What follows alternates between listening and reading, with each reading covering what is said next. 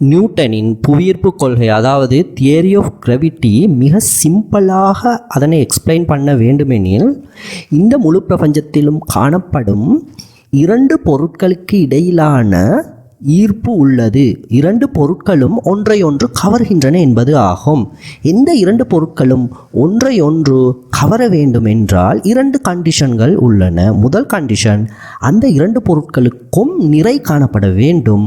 அடுத்தது, அந்த இரண்டு பொருட்களும் ஒன்றை ஒன்று கவரக்கூடிய குறித்த தூரத்தில் அமைந்திருக்க வேண்டும்.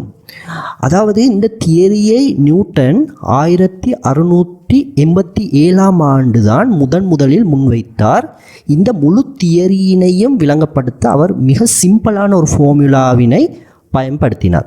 அந்த ஃபார்முலாவினை நாம் கூறுவது என்றால் F = G மற்றும் m1 m2 வகுத்தல் r என்பது. இங்கு F என்பது கிராவிடேஷனல் ஃபோர்ஸ் அதாவது ஈர்ப்பு விசை எனப்படும். G என்பது கிராவிடேஷனல் கான்ஸ்டன்ட் அதாவது ஈர்ப்பு மாறிலி எனப்படும். m1 என்பது மாஸ் 1 என்றும் m2 என்பது மாஸ் 2 என்றும் குறிக்கப்படும்.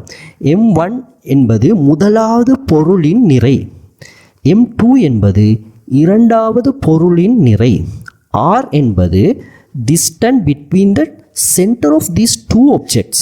அதாவது இந்த இரண்டு பொருட்களுக்கும் இடையிலான அந்த இரண்டு பொருட்களின் மையங்களுக்கு இடையிலான தூரம். இதன்படி இந்த கிராவிட்டி தியரியினை சிம்பிளாக கூறுவது என்றால் இந்த பிரபஞ்சத்தில் உள்ள இரண்டு பொருட்கள் அவற்றின் நிறையினால் வெளிப்படுத்தப்படும் விசைக்கு விகித சமனாகவும் அந்த இரண்டு பொருட்களின் மையங்களுக்கிடையிலான தூரங்களுக்கு நேர்மறை விகித சமனாகவும் ஒன்றை ஒன்று ஈர்க்கும் என்பதே இந்த கிராவிட்டி தியரியின் சாராம்சம், இந்த புவியீர்ப்பு கொள்கையின் சாராம்சம். இந்த புவியீர்ப்பு கொள்கையினை 1798 அதாவது 1687 நியூட்டன் இந்த கொள்கையை முன்வைத்த பின்னர் சுமார் 111 ஆண்டுகள் கழித்து லெபோரட்டரியில் எக்ஸ்பெரிமெண்ட்டாக பிரிட்டிஷ் சயின்டிஸ்ட் ஹென்ரி காவெண்டிஷ் என்பவர் செய்தார். இந்த எக்ஸ்பெரிமெண்ட்டின் மூலம் இந்த கொள்கை நிரூபிக்கப்பட்டது மற்றும் உலக புகழ் அடைந்தது. இந்த கிராவிடேஷனல் தியரியின் ஊடாகத்தான் பிறகு ராக்கெட் சயின்ஸ் வளர்ந்தது, ஸ்பேஸ் டெக்னாலஜி வளர்ந்தது. வேறு கிரகங்களுக்கு மனிதன் உட்பட விண்கலங்களை அனுப்புவதற்கான அனைத்து டெக்னாலஜியும் முதல் வளர்ந்ததற்கு முதலாவது காரணமாக இருந்தது இந்த கிராவிட்டி தியரி தான். மேலும் இந்த கிராவிட்டி தியரி தொடர்பாக பிற்காலத்தில் ஆய்வுகளை மேற்கொண்ட விஞ்ஞானிகள் இதில் சில முரண்பாடுகள் இருப்பதை கண்டுபிடித்தனர். இந்த கிராவிட்டி தியரி ஆஃப் கிராவிட்டியில் சில முரண்பாடுகள் காணப்பட்ட போதிலும் அந்த கிராவிட்டி தியரி தான் சயின்ஸின் அடிப்படை தியரியாக இருக்கின்றது. மெயினாக 1916 ஐன்ஸ்டீனினால் முன்வைக்கப்பட்ட ஜென்ரல் தியரி ஆஃப் ரிலேட்டிவிட்டியின் ஊடாக இந்த கிராவிட்டி தியரியின் சில அம்சங்கள் திருத்தப்பட்டன. இந்த கிராவிட்டி தியரி அதாவது நியூட்டனின் புவியீர்ப்பு கொள்கை முற்றுமுழுதாக ரிப்ளேஸ் பண்ணப்படவில்லை, அது மோடிஃபை பண்ணப்பட்டது. இது குறித்து சற்று பார்க்கலாம். முதலாவது, இந்த கிராவிட்டி தியரியில் சில முரண்பாடுகள் இருப்பதாக கூறினோம். முதலாவது முரண்பாடு, இந்த கிராவிட்டி தியரியின் படி இரண்டு பொருட்கள் ஒன்றை ஒன்று ஈர்க்கின்றன. அதன்படி இரண்டு பொருட்களும் அருகில் அமைந்திருக்கும் போது அவற்றிற்கிடையிலான ஈர்ப்பு அதிகமாகவும் தூரம் செல்ல ஈர்ப்பு குறைவாகவும் இருக்கும். இது எமது சோலார் சிஸ்டத்தினை உதாரணமாக எடுத்துக்கொண்டால் சரியாகவே இருக்கின்றது, ஒரே ஒரு வித்தியாசத்தினை தவிர. அதுதான் எமது சூரியனிற்கு மிகவும் அருகில் அமைந்திருக்கும் மேக்யூரி புதன் கிரகம் சூரியனை சுற்றி வரும் அந்த ஓர்பிட் இந்த கிராவிட்டி தியரி சொல்லிய அதே அமைப்பில் அமைந்திருக்கவில்லை. அதாவது அந்த கிரகம் சூரியனை சுற்றி வரும் ஒழுக்கு சற்று மாறுபாடுடையதாக அமைந்தது இந்த கிராவிட்டி ப்ரொப்போஸ் பண்ணிய விடயங்களை விட. இது முதலாவது முரண்பாடு. இரண்டாவதாக, ஐன்ஸ்டீனினால் முன்வைக்கப்பட்ட 1905 முன்வைக்கப்பட்ட ஸ்பெஷல் ரிலேட்டிவிட்டி தியரியில் குறிக்கப்பட்ட லைட்டின் ஸ்பீட் என்பதற்கு சில விடயங்களில் கிராவிட்டி தியரி முரணாக அமைந்தது. மற்றும் இந்த மில்கிவே போன்ற ஸ்பைரல் கேலக்சிகளில் நட்சத்திரங்கள் அனைத்தும் ஒரே வேகத்தில் இயங்குவதும் இந்த கிராவிட்டி தியரிக்கு முரணாக அமைந்தது. இதனை பின்னர் ஐன்ஸ்டீனின் ஜெனரல் ரிலேட்டிவிட்டி தியரி இவ்வாறு கரெக்ட் பண்ணியது. அதாவது உண்மையில் கிராவிட்டி என்பது நியூட்டன் கூறியது போன்று பொருட்கள் ஒன்றையொன்று கவரும் கவர்ச்சி விசை அல்ல. மாறாக இந்த கிராவிட்டி எவ்வாறு உருவாகின்றது என்றால், மாஸ் எனப்படும் நிறை உடைய இரண்டு பொருட்கள் இந்த ஸ்பேஸ் டைம் எனப்படும் எம்டி ஸ்பேஸில் ஒரு கர்வ் எனப்படும் பெரிய வளைவுகளை ஏற்படுத்துகின்றன. இந்த வளைவுகள் பெரிய நிறை கொண்ட பொருட்களினால் பெரிய அளவிலும் சிறிய நிறை கொண்ட பொருட்களினால் சிறிய அளவிலும் ஏற்படுத்தப்படுகின்றன. இதனால் பெரிய நிறை கொண்ட பொருட்களில் அதிகமாக ஸ்பேஸ் டைமை வளைப்பதனால் அந்த வளைவை சரி செய்யும் அளவில் வகையில் சிறிய பொருட்களினால் சிறிதாகத்தான் ஸ்பேஸ் டைம் வளைக்கப்படும். சிறிய பொருட்கள் பெரிய பொருட்களை நோக்கி நகர்கின்றன.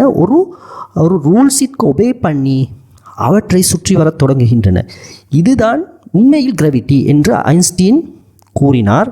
அதாவது பொருட்கள் ஒன்றையொன்று ஈர்ப்பது அல்ல கிராவிட்டி, பொருட்கள் ஸ்பேஸ் டைமை வளைப்பதனால் உண்டாகும் ஒரு விசைதான் கிராவிட்டி என்று கூறினார் ஐன்ஸ்டீன்.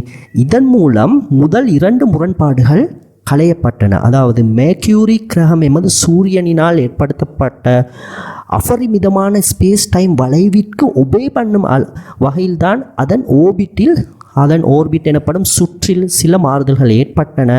அது மாதிரி தான் லைட்டின் ஸ்பீட், ஒளியின் வேகம் கான்ஸ்டண்ட்டாக மாறிலியாக இருப்பதன் காரணமாக அதற்கு ஈடு கொடுக்கும் வகையில் இந்த ஸ்பேஸ் டைமில் சில மாறுதல் ஏற்பட்டதன் காரணமாகத்தான் இந்த கிராவிட்டி தியரியில் முரண்பாடு போன்று தோன்றியது. உண்மையில் அது முரண்பாடு அல்ல என்று இவை விளங்கப்படுத்தப்பட்டன பின் நாட்களில். அது மாதிரி தான் எமது சூரிய மண்டலத்தை நாம் எடுத்துக்கொண்டால் பெரும்பாலும் இந்த கிராவிட்டி தியரி கூறிய விடயங்களுக்கு அது ஒபே பண்ணுகின்றது.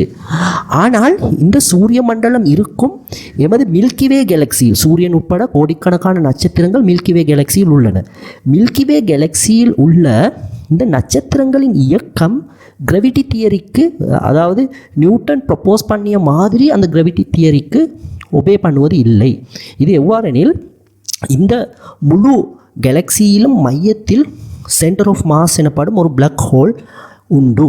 இந்த பிளாக் ஹோல் தான் முழு பிரபஞ்சத்தையும் கிராவிட்டி தியரியின் படி தனது கிராவிட்டியினால் முழு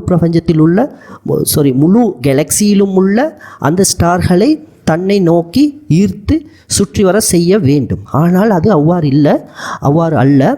காரணம், அந்த பிளாக் ஹோலிற்கு அருகில் அமைந்துள்ள ஸ்டார்கள் சுற்றி வரும் அதே வேகத்தில்தான் மிகவும் தூரத்தில் உள்ள ஸ்டார்களும் சுற்றி வருகின்றன. இது கிராவிட்டி தியரியின் படி அவ்வாறு இருக்க முடியாது. ஏனென்றால் சூரியனிற்கு அருகிலுள்ள புதன் கிரகம் மிக வேகமாக சுற்றுகிறது, ஆனால் மிக தொலைவில் உள்ள நெப்டியூன் கிரகம் மிக மெதுவாகத்தான் சுற்றுகின்றது. இதே ரூல்ஸ் மில்கிவேயில் காணப்படவில்லை. எல்லா ஸ்டார்களும் ஒரே வேகத்தில் தான் சுற்றி வருகின்றன. அதற்கு டார்க் மேட்டர் என்று ஒன்று உண்டு. அந்த டார்க் மேட்டர் தான் ஸ்டார்களை கட்டுக்கோப்பாக வைத்து ஒரே ஸ்பீடில் சுற்றி வர செய்கின்றது என்று பின்னால் விளக்கமளிக்கப்பட்டது. எனவே இந்த கிராவிட்டி தியரி என்பதற்கு சில முரண்பாடுகள் காணப்பட்ட போதிலும் அவை பின்னர் வந்த சயின்டிஸ்ட்களினால் சரி செய்யப்பட்டன. ஆகவே இப்பொழுது மாடர்ன் கிராவிட்டி தியரி என்பது ஒரு மோடிஃபைட் வேர்ஷனாகவே உள்ளது. நியூட்டனினால் முன்வைக்கப்பட்ட அதே கிராவிட்டி தியரி, அதே ஈர்ப்பு கொள்கை அதே அளவில் இப்பொழுது பயன்படுத்தப்படுவது இல்லை. இந்த கிராவிட்டி தியரி தொடர்பான ஒரு மிக எளிய விளக்கத்தினை நாம் இந்த வீடியோவினூடாக பெற்றுக்கொண்டோம்.